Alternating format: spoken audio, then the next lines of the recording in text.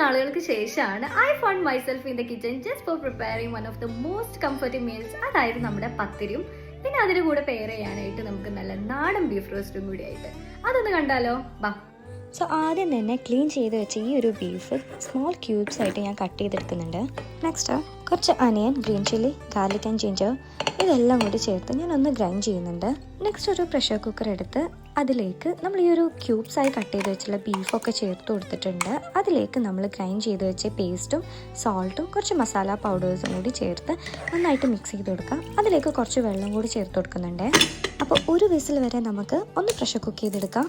Next masala base ഉണ്ടാക്കിയെടുക്കുന്നതിനായിട്ട് കുറച്ച് ഉലുവ പിന്നെ 2 ജീരകം കൂടി ആഡ് ചെയ്ത് ടാക്കിൾ ചെയ്ത് കൊടുക്കാം. അതിലേക്ക് കുറച്ച് കറി ലീവ്സും അതുപോലെ തന്നെ ചോപ്പ് ചെയ്ത് വെച്ചുള്ള ഈ അനിയനും കൂടി ഒന്ന് ഗോൾഡൻ ബ്രൗൺ ആവുന്ന വരെ ഒന്ന് സോട്ട് ചെയ്തെടുക്കാം. അതിലേക്ക് കുക്കായിട്ടുള്ള ഈ ഒരു ബീഫ് ചേർത്ത് കൊടുത്ത് ചില്ലി ഫ്ലേക്സ്, പെപ്പർ പൗഡർ പിന്നെ കുറച്ച് ചോപ്ഡ് കൊറിയാൻഡർ ലീവ്സും എക്സ്ട്രാ ഗ്രീൻ ചില്ലിയും കൂടി ചേർത്ത് കൊടുക്കുന്നുണ്ട്.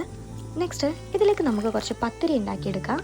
അപ്പോൾ നല്ല ചൂടുവെള്ളത്തിലേക്ക് കുറച്ച് സോൾട്ട് ആഡ് ചെയ്ത് കൊടുത്ത് അതിലേക്ക് അരിപ്പൊടിയും കൂടി ചേർത്ത് കൊടുത്ത് ലംസ് മാറുന്നത് വരെ ആയിട്ടൊന്ന് മിക്സ് ചെയ്ത് കൊടുക്കാം.